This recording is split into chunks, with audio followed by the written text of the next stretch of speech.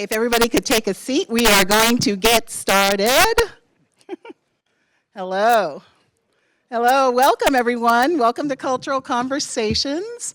My name is Carol Ross, and I'd like to welcome you to the annual evening, Cultural Conversations, What Connects Us? Cultural Conversations is a program of storytelling where if you lean in, you too can connect, share, and inspire. We have an evening of stories told in different ways, followed by refreshments and table conversation on the concourse. I hope you will stay with us for the whole program. It really is pretty amazing. So before we get started with our program and introduce our guests, I'd like to take a moment and acknowledge the land we are on as the ancestral homelands of the Coast Salish people, the traditional home of all tribes and bands within the Duwamish and Snoqualmie Indian tribes. We take this opportunity to honor and express our deepest respect to the original caretakers of this land, a people that are still here, continuing to honor their heritage.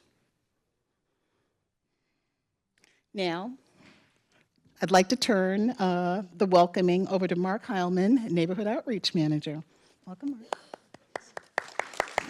I forgot where I was supposed to stand. Yeah, the applause is for you, not for me. So, welcome. It's so good to have you all here. We have just been so glad different ways along the way to be able to welcome folks back to City Hall, to be able to be together. And this evening we have three of our council members with us. So Deputy Mayor Jared Neuenhuis is with us this evening. Councilmember John Stokes.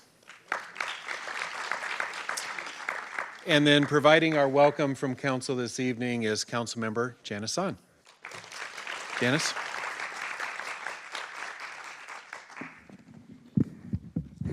You know, since I'm kind of short, I'm going to get away from that podium just so that I can see you and maybe you can see me as well. I'm just so delighted to be here to welcome you. I understand we have not had a cultural conversation forum like this at City Hall since February of 2020. So it's been 3 years, 3 long years, where we've done a lot of virtual, we've had some things at Crossroads, but this is a really special place to be able to hear from these amazing speakers, share their story, and then be out in the main area, in the concourse, to be able to talk to each other at the tables. But I think tonight, what's even more special is Carol. So can you step up here, please, and stand next to me? When she was, when she was giving the land acknowledgement and she was saying something about the caretaker, I immediately thought of Carol. Do we not think that she is the caretaker of us? And I do want to let you know that this is going to be her last cultural conversations with us because she is going to be leaving us to be closer to home. And we're going to miss her very much. So that's why I really thought it was important as part of my introductory remarks to have her up here, because I don't think I will think of cultural conversations in the future without Carol. I think she will always be with us when we think about how we connect our cultures together and the voices and really kind of the caretaker of us. So thank you so much for being here. We have some wonderful speakers that I believe Carol will introduce. So I don't need to do that. And can we just give a big hand for Carol before we get started? Thank you. The people in the audience are Cultural Conversations. Okay. Just adjust this back. So, as Councilmember Zahn, thank you so much for all that you do and how you serve the community. We really appreciate you. And as she mentioned, we are delighted to be back here in person at City Hall. It has been 3 long years since we last held this program here, and I do remember that night very vividly. But we kept cultural conversations going through the virtual platform of Zoom. But what's really important is being in the room. That was the missing element. So important to the community connection that we all felt, and maybe you've witnessed tonight seeing us here. Our theme tonight is What Connects Us? I'd like you to notice this beautiful graphic, okay, made of the various cloth tapestries you might find from different parts of the world. It is not complete, you may notice. There's still a needle and thread there. There's still more work to be done. We are waiting and invite you to add your story, full of the richness, wonder, and journey that brought you here tonight. My dear friend Barb, who I partnered with in this program, said that Cultural Conversations is like traveling without leaving home. And I think you'll experience some of that tonight. So key in helping to bring forth those stories this evening is our storytelling coach, Sujata Agrawal. Some of you may recognize Sujata for the work that she does for Sophia Way and Eastside Pathways, where she writes, tells stories, creates conversations, and manages social media websites. Sujata came to the U.S. in 2015 from India with a career in corporate communications, telling the stories of Tata, the largest company in India. Coincidentally, when she first arrived on the East Side, she was invited by a friend to attend Cultural Conversations.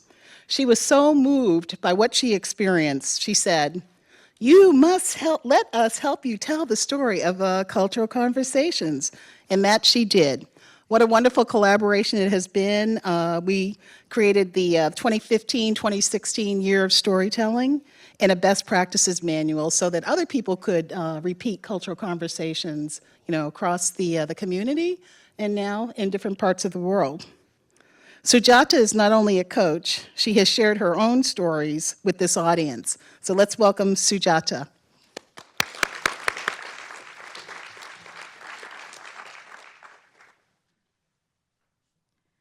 Thank you, Carol. Good evening, everyone. It's so wonderful to be here in person after 3 years and see all the faces and be in community. Carol shared the story of my own journey with Cultural Conversations, and it's interesting because just now I met somebody who's moved to India and who's moved from India here, and she was telling me that she was told about this evening and came here, and I'm like, you're at the right place.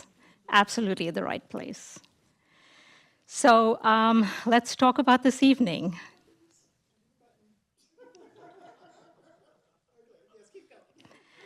So over the last 2 months, I've enjoyed working with our storytellers, listening to their passions and experiences, and what connects them to the world in the places where they grew up and in the place they now call home. As you hear their stories, remember that storytelling is collaboration between the storytellers who will take us on a journey and share their heart and soul, and us, the audience. Our role is to be present, to listen with intent, to be supportive of their lived experiences, and to be sensitive to what they share. And as their stories unfold, you may wonder how familiar some may sound, and how some may reflect your own experiences, beliefs, and interests. So let the storytelling begin. I'd like to welcome our first storyteller, Marilyn. Marilyn is passionate about advocating for the rights of the indigenous communities and supporting their work to protect the land and waters. In her storytelling, she shares the many travels that brought her to where she is today. Please welcome Marilyn.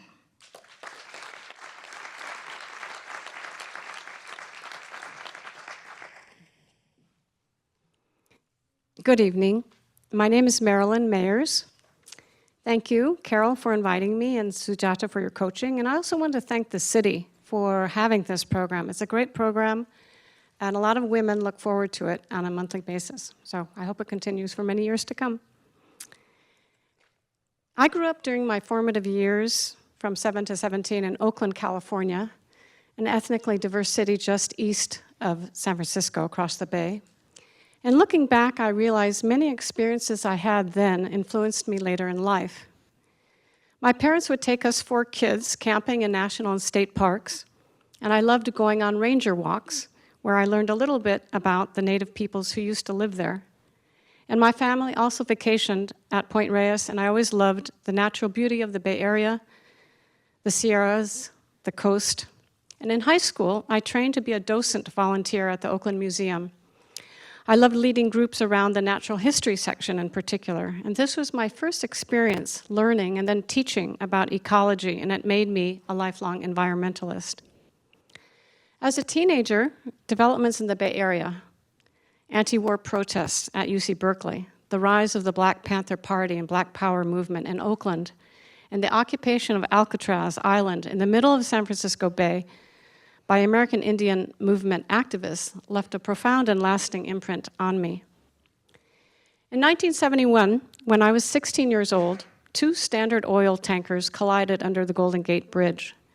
And the oil spill spread to Fisherman's Wharf, Berkeley, Sausalito, and up the coast to Stinson Beach. A friend and I volunteered in the cleanup campaign. So we crossed the San Rafael Bridge to a big warehouse in Tiburon, and cages were stacked high with egrets, herons, and gulls covered in black oil. And our task was to try and feed them. So we'd take them out, grab them by the head, open their beaks, and stuff a small fish into their throat and push it down their gullet. I will never forget the feel of the soft birds' necks as we forced the fish down. And I have no idea how many, if any, survived that ordeal. I later learned that an estimated 10,000 birds and marine animals died. It was the first time I was confronted with the sheer horror of environmental disaster and understood the impact of our way of life on these beautiful wild creatures. A year later, my family and I moved to England when my father took a sabbatical leave. I completed high school there and then spent 7 months traveling throughout Europe. And a trip to Morocco changed the course of my life. I studied Arabic in college and did my doctoral research ultimately in Egypt. I worked for a time in Washington and there met and married my husband, a physicist from what was then Yugoslavia, now Serbia. When he took a job at Microsoft, we moved to Bellevue with our then 2-year-old son. And like many of us here, I'm sure, I fell in love with the natural beauty of the Pacific Northwest, the mountains, the trees, the waterways. After working at the University of Washington School of Public Health for several years, and after the birth of our daughter, I switched careers and taught high school for 10 years. And every day for 3 years, I would take the ferry to Bainbridge Island to teach there while living in Bellevue. And during my morning commute, I was lucky enough to look out for orcas and gulls and watch the ever-changing sky. I then worked for 6 years in the Bellevue School District, where I taught contemporary world issues and AP U.S. history. And through teaching, I became increasingly curious about the complexities of American history and current affairs. When I quit teaching in 2004, I took up rowing, which much to my surprise became my passion. I've rowed for nearly 20 years, and while I've always enjoyed competing, and here I am bow seat in an 8 on opening day in Seattle. We had just gone through Montlake Cut and sitting here in Portage Bay waiting for the other races. Anyway, it's rowing out on Lake Sammamish 3 mornings a week that I love the most. So we set out from the Sammamish River just north of the lake. And if you've walked along the river trail at Marymore Park, you may have noticed the dock for Sammamish Rowing Association just across the water. It's from there that we launch into the slough bordered by cattails and water lilies. For me, rowing is a spiritual discipline as much as a sport, perhaps more so. Out on the lake, you become very conscious of the sky, light, trees, herons, eagles, your breath, your strength. Sometimes when rowing, you get into a zone when you are in perfect harmony with the crew and with the elements. And when that happens, the whole crew feels it, we know it, and it's what we're always aiming for when we get out on the water together. At about the same time I took up rowing, I also joined the East Shore Unitarian Church in Bellevue, which opened up new opportunities to learn and to deepen my connection to this place. And I believe some kind of institutional affiliation is very important for adults to cultivate, especially if you are no longer working, and it certainly was the case for me. In 2015, I participated in a Unitarian small group program involving a week-long dialogue with the Lummi, a Coast Salish tribe of a little over 5,000 people situated just west of Bellingham. We met with tribal leaders, families, and visited the reservation's various facilities to understand their lifeways and history better. So since then, I've become much more aware of the presence of Indigenous communities generally and motivated to learn more about their histories. And volunteering on several canoe journeys has helped me understand their tribal realities in a way I hadn't before. This shore, Stomach Grounds, is the Lummi landing spot on the reservation where tribal canoes land and take off from. The canoe journeys are intense. They've been an annual event since 1989, and they promote cultural revival and healing. Canoes come from as far away as Alaska, British Columbia, Oregon, and Washington. It can take up to a month to arrive as they make their way along rivers and coast to the host site. And similar in some ways to rowing, the pullers, that's the term the tribes use to refer to the people who are paddling the canoes, the pullers have to commit to the group and to meet the physical and mental challenges required. When the canoes arrive on the shores of the host tribe, they ask for permission to land in their own language. And the young woman standing in the canoe here is asking, on behalf of her tribe, for permission to land. She has a red handprint over her mouth, which signifies the voices of missing and murdered Indigenous women. I'm deeply moved by the Indigenous community's commitment to cultural renewal and environmental awareness, to overcoming historical trauma by reviving traditional values, language, and ceremonies. In this photo, I'm standing in the water, holding onto the canoes to prevent the wind and current from pushing them offshore. I felt very privileged that I was able to bear witness to how Lummi elders and youth welcomed the canoes, granting permission to come ashore. I'm deeply grateful to the tribes for their work in fighting for protection of sacred lands, waters, forests, animals, and human communities on behalf of all of us. The Lummi in particular have been a strong voice calling for the protection of Mother Earth. In 2021, the Lummi launched what they called the Red Road to DC Totem Pole Journey. The theme was our shared responsibility to protect the salmon, the Salish Sea, the Snake River, orcas, and our future. And in this picture, Freddie Lane, one of the key organizers of both canoe and totem pole journeys, is at Pike Place Market. He's calling on the crowd who are assembled to shoulder that responsibility. For many years, master carver Jewel James of the House of Tears Carvers has created totem poles around different themes, which are brought on long journeys to sites across the country and to Canada, to tribes, cities, community centers, churches, schools. And the aim of these journeys is to raise awareness of various threats to what should be regarded and protected as sacred as they build and strengthen community. They inspire me whenever I feel despair about climate change, species extinction, ecological collapse. The Red Road to DC Totem Pole Journey stopped at East Shore just before heading east, where after thousands of miles, they delivered the totem pole to Deb Haaland, current Secretary of the Interior in Washington, D.C. And I was very grateful to have seen some members of Bellevue City Council and staff, as well as 48th Legislative District representatives present to come and listen and learn. So we sent our blessings with the Lummi to help sustain them on their way. The fortitude, generosity, and wisdom of the Lummi suggest an alternative future, one in which human beings reconcile with nature and with each other.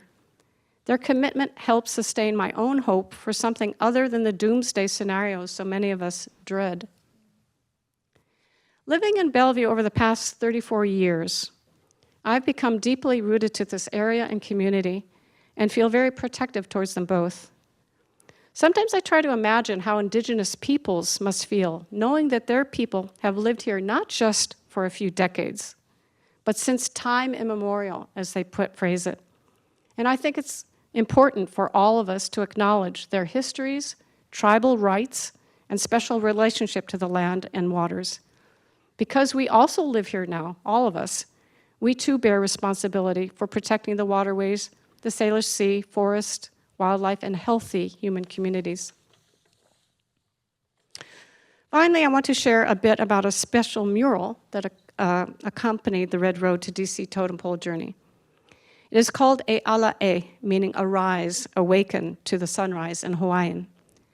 The design was conceived by Melanie Schambach, a Guatemalan artist, and she invited hundreds of people across the country to create and paint images on the mural that depicted what is most important to them. I was touched when Melanie invited me to share an image illustrating my reflections about what connects me to the world. So I made a small sketch of a woman rowing with herons flying overhead and wrote some words which she integrated into the work subsequently. The completed mural, which is 16 by 16 feet, is currently displayed at East Shore Unitarian Church. And my sketch can be seen at the upper right-hand corner of the mural. The hundreds of elements together create a single whole, which to me represents a vision of what is possible, of how together in community we can create beauty and connect with and restore the natural world around us. And standing before it, I'm reminded of that every time I enter the sanctuary. So I invite you all to come see the mural at East Shore before it leaves. And in closing, I leave you with the text I wrote that accompanies my image on the mural. Sometimes we need to go backwards to move forward. And going back to understand our past, our family's past, our history, can be really hard until you see that doing so actually propels you forward and enables you to be freer and stronger and to see the beauty all around you, life and beauty everywhere. Thank you for listening.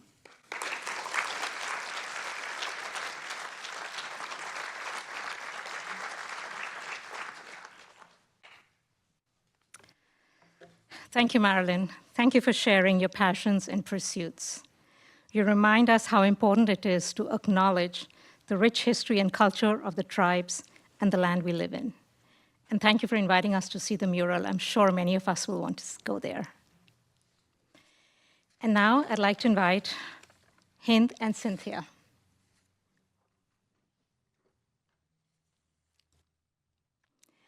Hind came to Bellevue with her daughter in 2015 after the civil war forced her to flee Syria, her home country. She embraced her new life and thrived with the support of family and the connections that she made in Bellevue. Hind will be sharing her story with the help of Cynthia. Cynthia Flash Hemphill is the author of A Hug from Afar, a story about her mother's journey across 3 continents before starting life in the US. Cynthia shared her own story at a Cultural Conversations in 2016. The parallels between her mother's journey and Hind's, though 70 years apart, are surprising. They speak to how connected we are in the journeys we make and the experiences we share. Thank you. I want to make sure, yes, the mic is on. Is your mic on? Yeah, I think so. All right. Thank you to the City of Bellevue for continuing with the Cultural Conversations. This is just a wonderful event and really shows how deep the commitment is in Bellevue to embracing all cultures. I'm so happy that I'm here tonight with my new friend Hind. Even though we only met recently, we have learned how much we have in common. As Sujata said, my family fled Nazi-occupied Europe in the 1930s, landing in the United States in 1946. And Hind and her family fled the civil war in Syria in 2015. That's a 70-year difference, and yet the struggles are the same. There's so many parallels. I'm Jewish, Hind is Muslim, and yet we very likely share the same DNA. She's from Syria, and my grandfather was from Turkey. Between the 14th and the early 20th centuries, our homelands were part of the Ottoman Empire. There were no borders separating us like there are today. It was a borderless area that we both came from. With the recent devastating earthquakes in that part of the world, we have come to realize our shared history. I'm going to chat with Hind tonight about our similarities, something that we have discovered as a result of meeting through Cultural Conversations. Back in 2016, when my mother's sister and I presented my family's story at Cultural Conversations, there we were, Hind walked into the room, not knowing any of the women there, unfamiliar with the program. Hind, tell us what brought you to Cultural Conversations, how you found your way there that day, and what you found when you got there.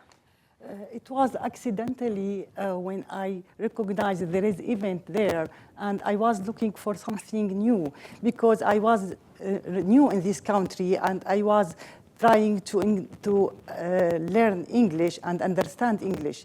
It attracted me to know something new.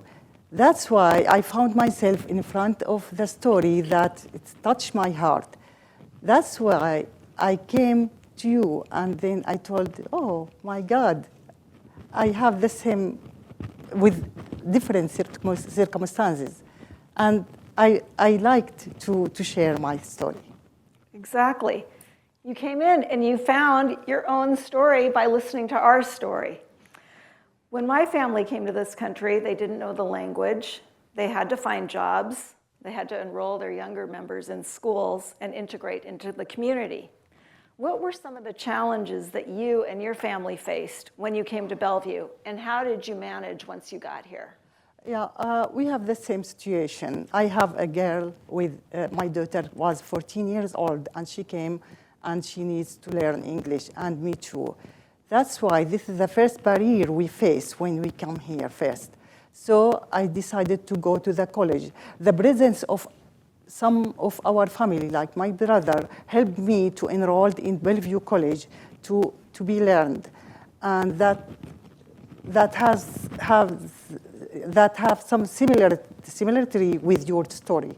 And then after I went to Bellevue College, I have to face many challenges with, to pass this barrier and to be able to communicate with the people. The other challenge, I felt that I came new, and I know I came to unknown place and unknown people, and I need to be connected to them.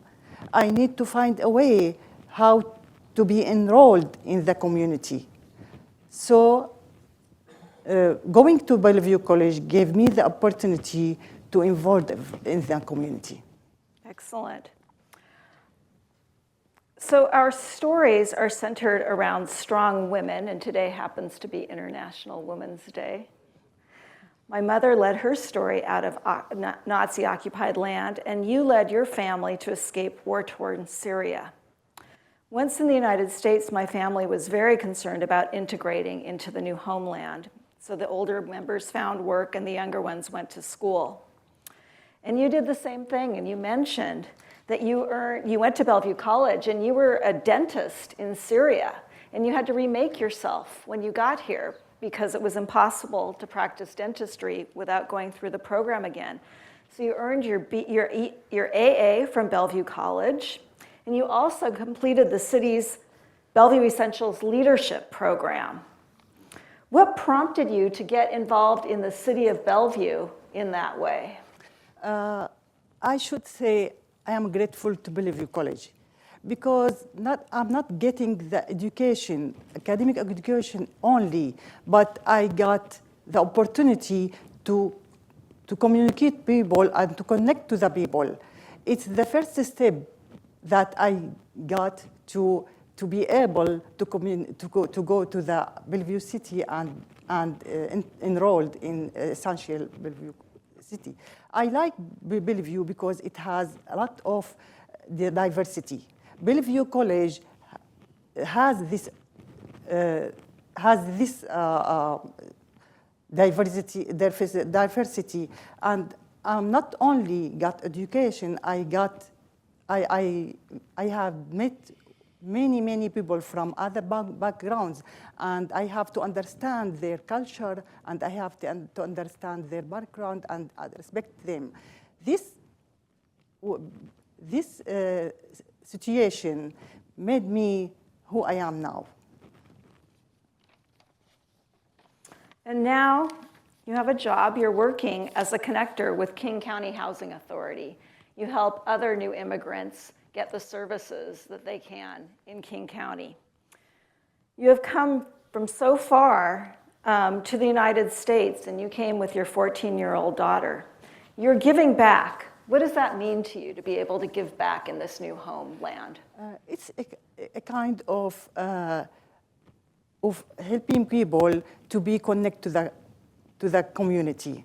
When people come here and then they don't know English and needs help and support, I have to give them this support because I love this job and I love to let them happy. When people be happy, I'm also happy. That's what attracted me to go to Essential, because when I heard we need Bellevue to be the best place in the world, that's my ultimately goal. I hope Bellevue will be the best city, and I hope to let everybody be happy. So the other day when we were rehearsing for this, I asked you a question, and I'm just going to end right here. I said, in your language, do you use the term mashallah? Yeah. And you said yes. And I said, in my family's native language, Ladino, which is Jewish Spanish, they also use the term mashallah. Yeah. So Hind. Yeah, we have the same, almost same culture, the same language. You see, this is the same words we use together. Exactly. That's what connects us. Exactly. That's why we are here. Exactly. Thank you.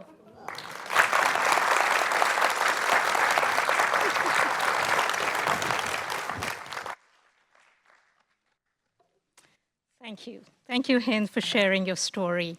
So many of us come to the US with dreams for a better life, and your determination, perseverance to succeed is inspiring. Thank you, Cynthia, for enabling Hind's storytelling and sharing some pieces of your own family's journey. It's through such conversations that we really realize how connected we are. I'd like to welcome our third storyteller, Rachel. Rachel was born and raised in the Democratic Republic of Congo. She has been a strong advocate for women, promoting gender equality and women empowerment through programs with UNICEF, USAID, Women for Women International, and other international organizations. Rachel will share her experiences of speaking up for girls and women who have been victims of the conflict in the DRC. Please join me in welcoming Rachel.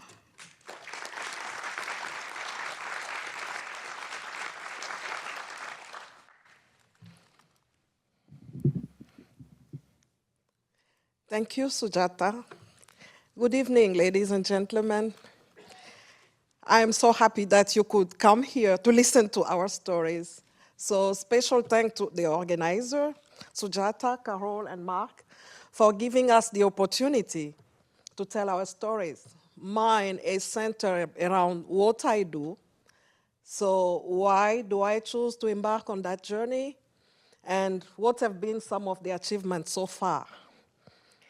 As Sujata said, I was born in the DRC, the Democratic Republic of the Congo, a country which is home to more than 100 million population, of which 52% are female.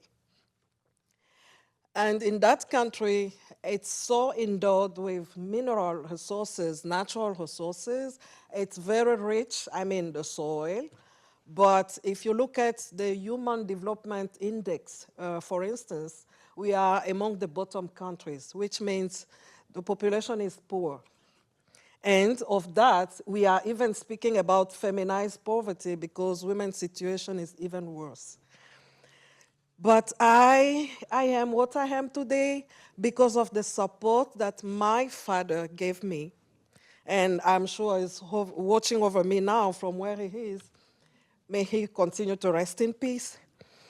So, in such a context where women are discriminated, they are discriminated, they are excluded, they cannot participate in decision-making bodies. Like, for instance, we have 10% of representation of women in the parliament, for instance. So that speaks high of how women's situation are hard to change because there's nobody to speak on their behalf. In a house which has 500 representatives and you have 50 women, it's clear that if there is a vote on women issue, they can't pass the test. So against such context, having a male ally, my father, my personal hero, who stood up to say, hey girlie, you can become whatever you want. I'm here to support you. That was amazing. So growing up, I was like, I can say babysitting my brothers because I'm the firstborn and I have 5 brothers and 2 sisters. So when we came back from class, I was in charge of all the household chores. So my brothers, they have so many time for their homework and assignments and also to play outside the house, where I was told that it's dangerous for a girl to play outside. So I had to learn how to manage a household because in like the common assumption, despite everything that I could do, my place was at home and especially in the kitchen, despite any degree I could get. So after successfully completed high school in 1991, I was planning to go study abroad in Belgium. And something came. There was that looping that everyone was talking about in the DRC. And from that, my father lost his job, which was like, you know, the main source of income for the family. And it was no longer possible for me to go study abroad. And guess what happened next? It's family, I mean, extended family members, family friends, people in the community that came making connections for me to get married. So they say, well, she should get married. She's over 18 now. You know, what's the point of sending a girl to university, things like that. And that convinced my mother because she was also concerned about me being over 18 and staying at home doing nothing, not being able to go to university.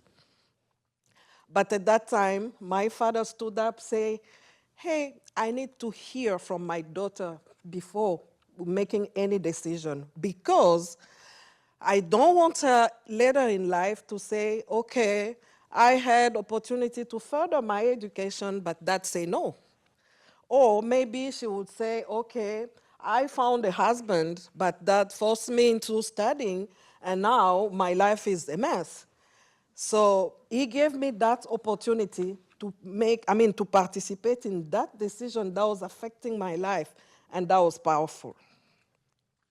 So for my dad, because he was the only son of both his parents, he said, my firstborn daughter is like the little sister that I never had. So yeah, I want her to participate in any decision that may affect her life. And because of my dad's support, I could continue to study.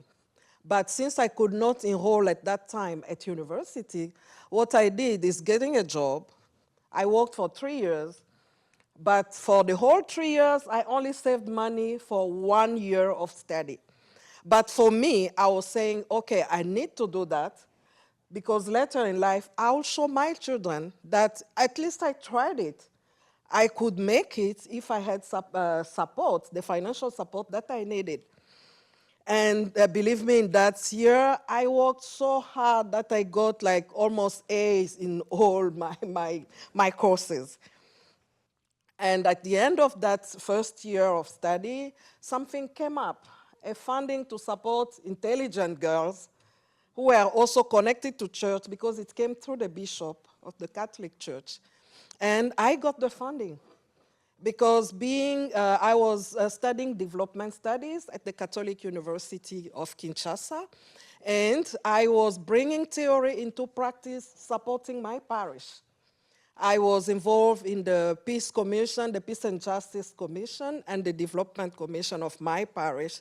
So that's how I got the funding to study for the remaining part of my study journey until I got my master's degree.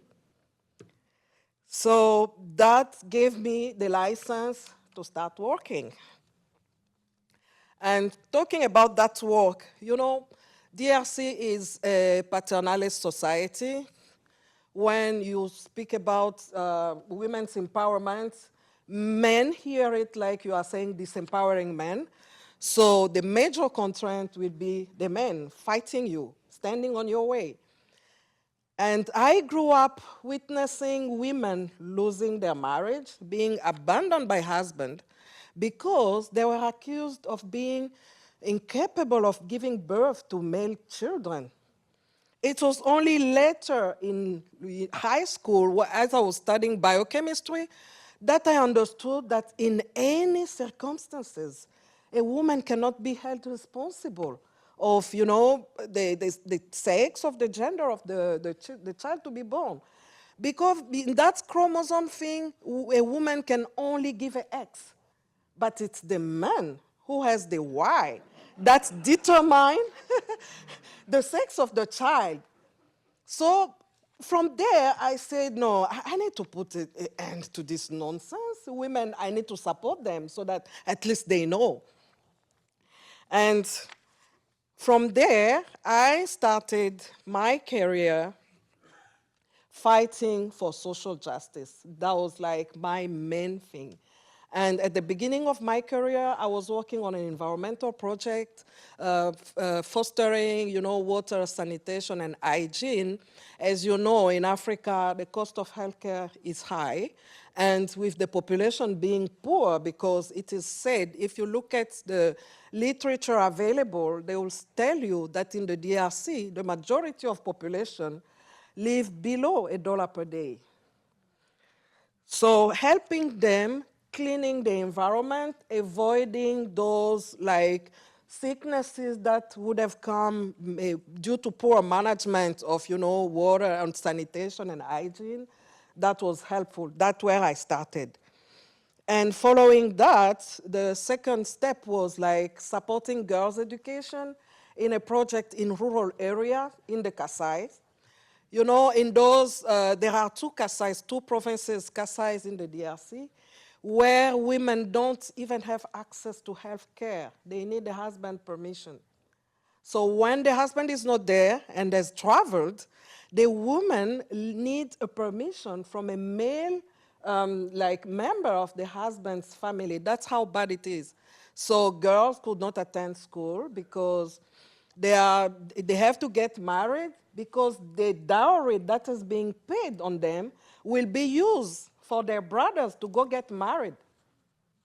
So that's how bad it is, and that's where I started my career promoting girls' education.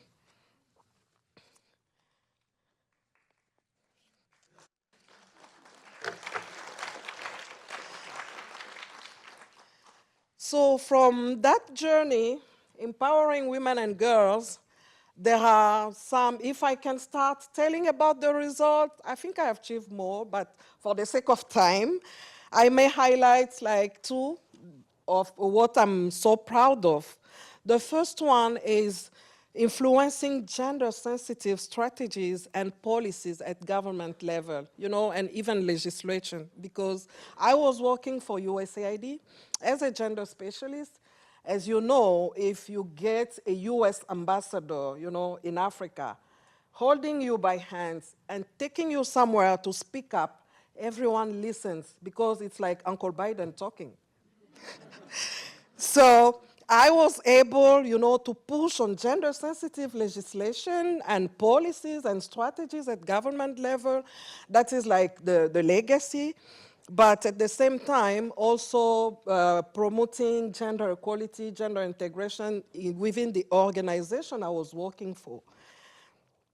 And most of the laws, those they are called the laws on fighting sexual violence, they have my hand on them.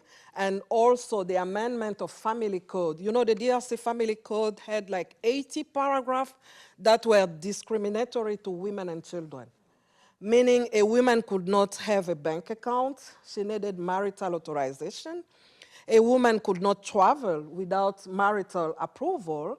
And of course, she could not work without her husband having to sign on, for her to be able to work. So we succeeded in reviewing that family code, which is now like a bit sensitive, but when it comes to implementation, that's a different story.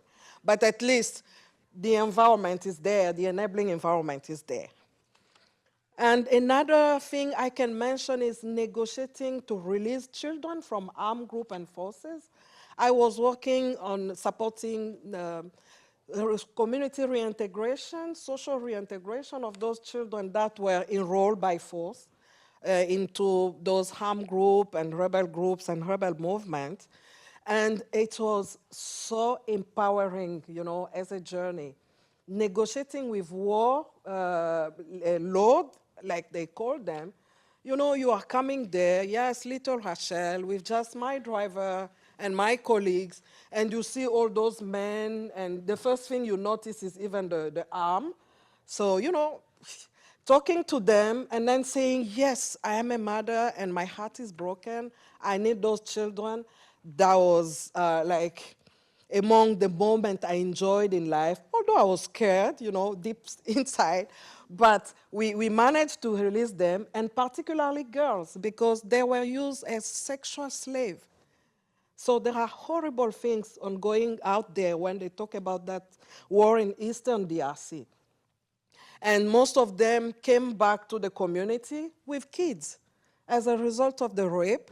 And guess what? The community rejected them because of the so-called family pride.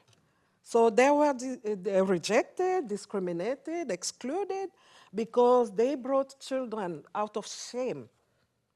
But I was so happy to have convinced the girls that they could start afresh. They could choose a vocational track, you know, enroll in a vocational track, get the skills to make a living out of that. And one particular example I'm proud of is a young girl saying, well, it is not my fault if I was kidnapped. It is not my fault if I made a mother at such a young age. I will continue. And that girl went throughout the university and achieved her dream. So she was now starting sensitizing her peers, saying, okay, you may come. And guess who is the architect behind? I was telling them. So for me, it was so empowering, those adolescent girls, telling them, you can start from zero to become a hero, you know, make change for the better.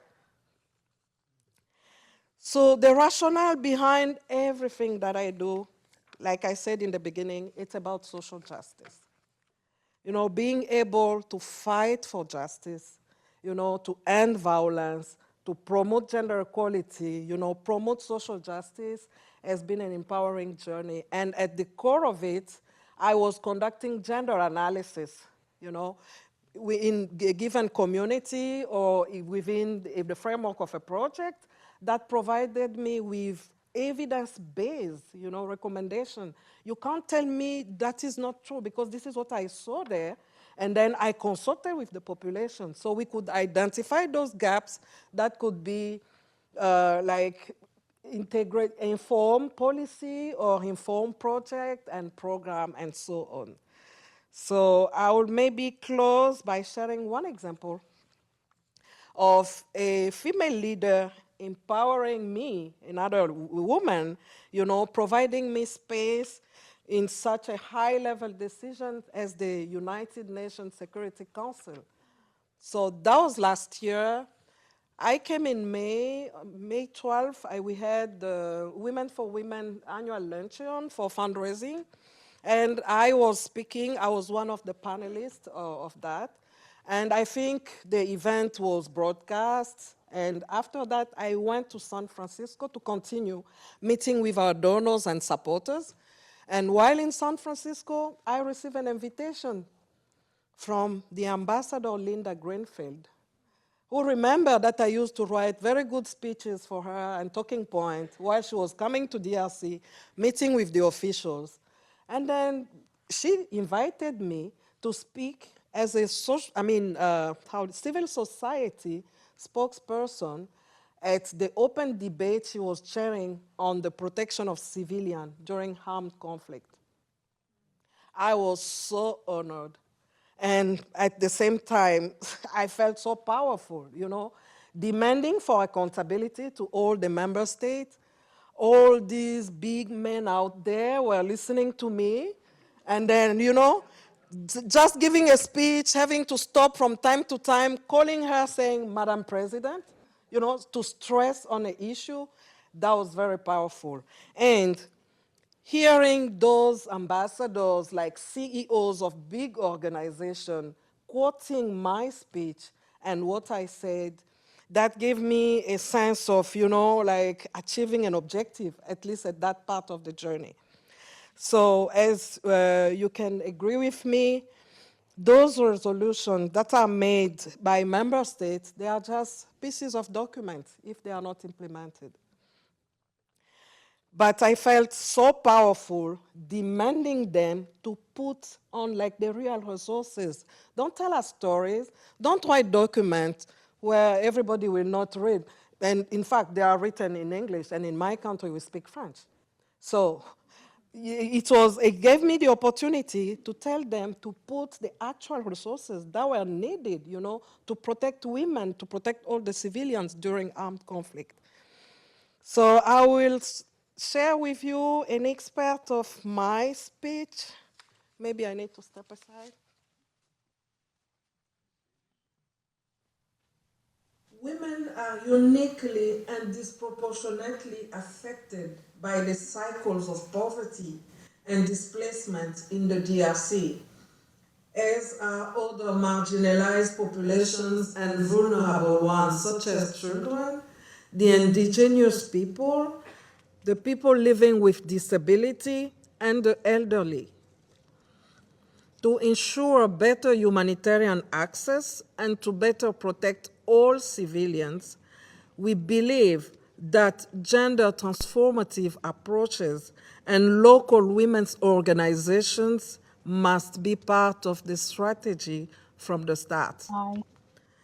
If the goal of humanitarian aid and access is to reduce harm to all civilians affected by conflict and war, then gender transformative approaches and local women's organization must be part of protection and humanitarian strategy.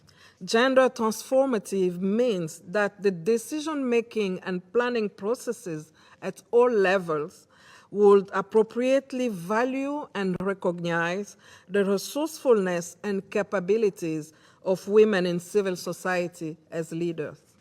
So, to ensure their protection, I ask that the global humanitarian community and member states think and act holistically, locally, and transformatively in order to meet them wherever they are, because every crisis is a protection crisis.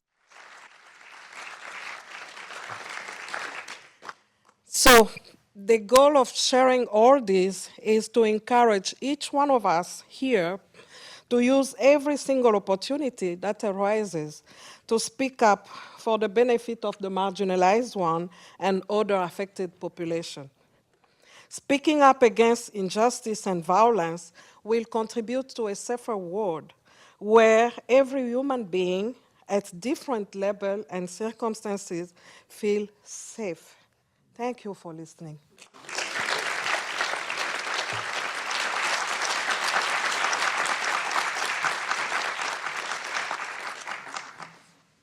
Thank you, Rachel. Thank you. That was indeed powerful.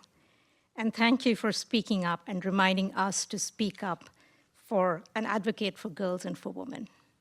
Carol, I'll hand it back to you.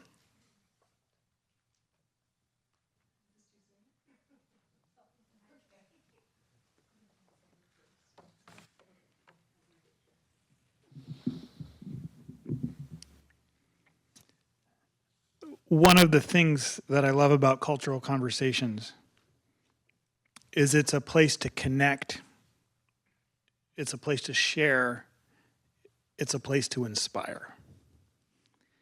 I think we experienced that again tonight. But we're not done. And we're not done because the richness of our community is not found in a few individuals. It is found in each other. And we have more to learn as we lean in with a little curiosity to be able to delve a little deeper, to gain the wisdom and the experience, the struggle, and the hope that comes from sharing our lives. Cultural Conversations was created to create a safe space for community connection that inspires change through the power of storytelling. I wanted to read a couple of quotes from the beginning 15 years ago, because some of these are still true today. This is a quote from some of our community members. I live in one of the most diverse communities in our state. I see people dressed differently. I hear all of these different languages, but I don't know how to connect. The people in my life really look and act very much the same as I do. Another quote is from someone who said, I don't know how to connect with people since I arrived in Bellevue. I know that some people may be uncomfortable or fearful of newcomers coming from all over the world. But I wish I could find a comfortable way for us to connect. One of the things that we've learned from 15 years of Cultural Conversations is that the connection is easier when there is a safe place that is welcome and inclusive and provides the place for us to show up and to be able to share with one another. As you've heard this evening, one of the leaders who have been helping us create that space to learn how to do it has been Carol Ross. She has been with the city now for just over 10 years. Congratulations on your anniversary. And as she came to the city, she brought with her a spirit of curiosity and of welcome and really a desire to go deeper, to look more holistically at how our community is connected and to discover the wealth of knowledge and experience that is within our community and how it will make our whole city better when we learn how to learn from one another. And so tonight we do want to recognize Carol and thank her for her service and showing us a path forward to how to be a global community that finds a way to mutual respect as well as being richer because of the strength we find in each other. Carol has asked to be able to share a few words with us. And so at this point, I want to invite you up. Come on up, Carol.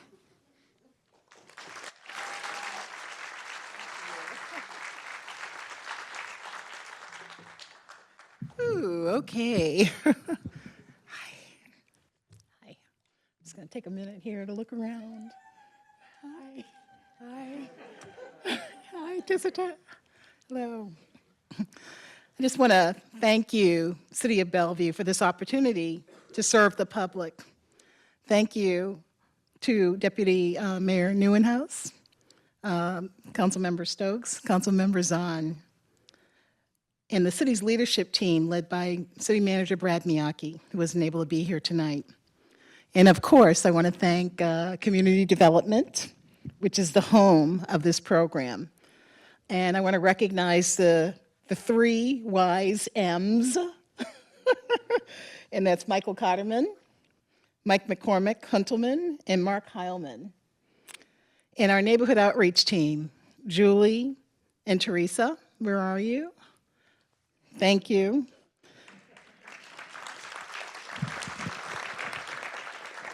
And the countless City of Bellevue employees that have always provided encouragement, support, and creativity.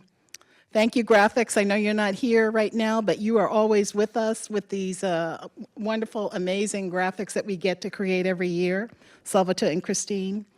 And special, special thanks to tonight's storytellers, Marilyn, Cynthia, Hind, and Rochelle.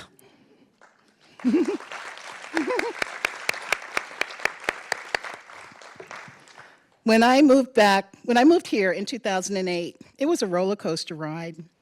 It was a time of great dreams, and then the bubble burst into the Great Recession. Along with my then husband, we had relocated for a job opportunity, not knowing anyone in this community. It was a lonely time.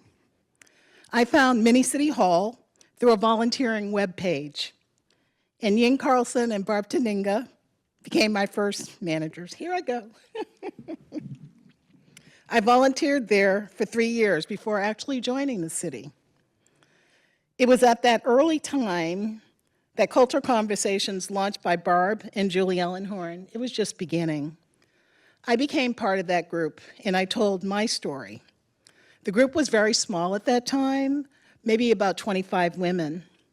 I was in the room and witnessed the power of storytelling, vulnerability, and connection demonstrated by Jane York, who's now in assisted living, and Nora Adam, Executive Director of the Immigrant Women's Community Center.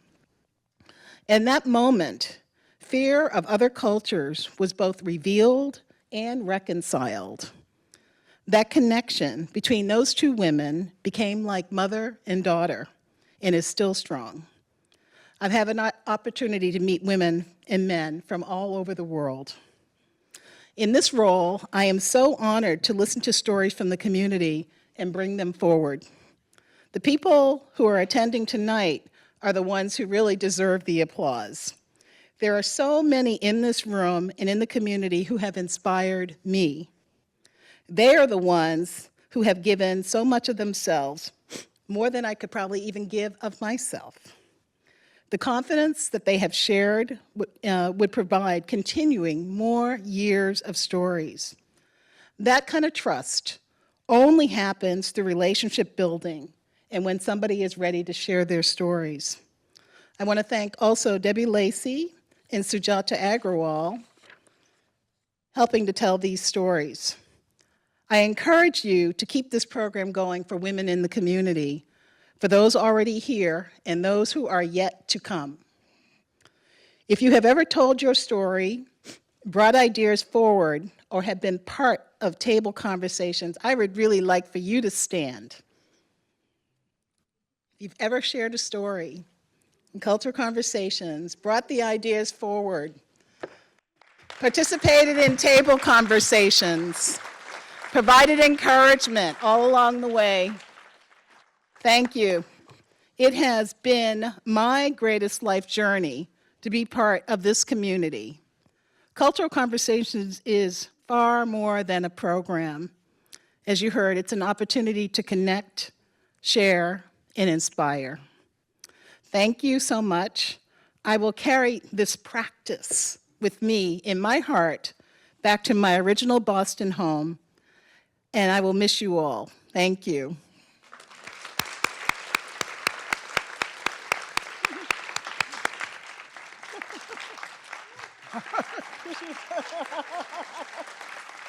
Thank you. Thank you. I'll take a picture. Thank you.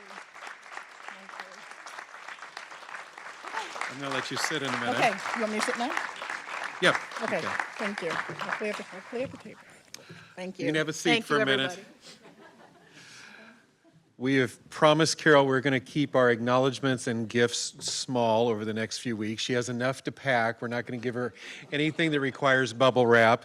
But Carol, I have for you a small picture book here that has a number of pictures of individuals connecting through the years that you brought together. So I have that for you. Carol has been a good friend. We've known each other about 5 years now.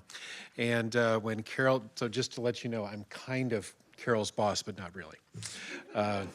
We manage together. And so many times when Carol would talk to me about a program, she would throw out a title and it's like, Well, that's interesting. We'll see what happens with that. That will be a fun thing to do. So, topics like the tangled politics of hair, what's age got to do with it, an indigenous game, just on and on, a number of things that Carol brought forward, just of her being inquisitive about people and about our region, and about what connects people and how to connect them. And so we've just learned a number of things through the years that were because of Carol and because of the people that she's known and connected with. But I would say, and a number of you have had this experience, that when Carol and I would sit down here in one of the offices and talk about the next program, her Ikebana sensei was going to lead us in October outside at Botanical Gardens. I had never heard the word Ikebana before until Carol mentioned that to me, and then I got to take a class in it and learn a little bit more about arranging flowers. But as we talked through that program and just kind of the logistics and tables and chairs and name tags and all that sort of thing, Carol said, "So Mark, tell me, what was your original story? What's your first story about flowers?" And I'm like, "I don't think I have one." And Carol would say, "Well, of course you do." So many times our supervision, and thank you taxpayers for paying for this, is Carol drawing stories out of me and valuing what she has done for our region. So we've shared stories about a number of things that have kind of fine-tuned just us coming from very different backgrounds.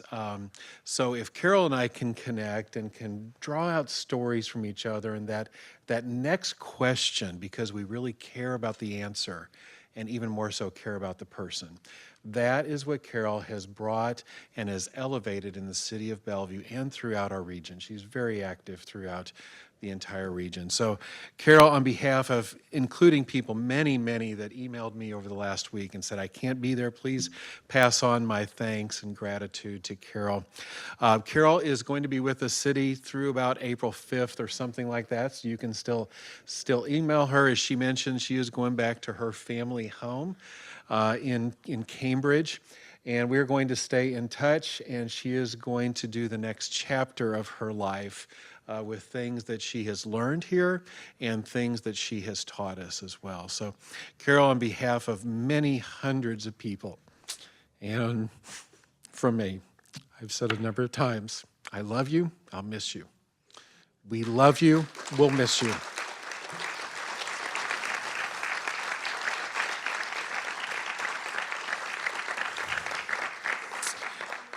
So as we have for the last number of years on Evening of Cultural Conversations Forum, we now go out into the concourse. We have tables set up for about 60 people. There's also opportunity just around the corner if you'd like to be in a little bit smaller room, but there's snacks at each of the tables and water. There will be a facilitator that will help you have a conversation together. If you're somebody that makes a little bit nervous, that's why we're here, is to extend ourselves and to learn from you just a little bit. You don't need to be the star of the show. You just need to share yourself and listen a little bit this evening. So we'll dismiss and go out. We will have time until about 9 o'clock, about 45 minutes. We do have some snacks on the table that are gluten-free and other things free, and it has the list on there so that you can be aware of that. And then one other thing, we have a VW something vehicle, ARY 5320, that has their lights on. So if you want to check on that. So we will go out in the concourse, have conversations together. Thank you. Through the years, you have contributed and made it plural conversations together about our cultures that we share. Thank you and good evening, and have a great time visiting.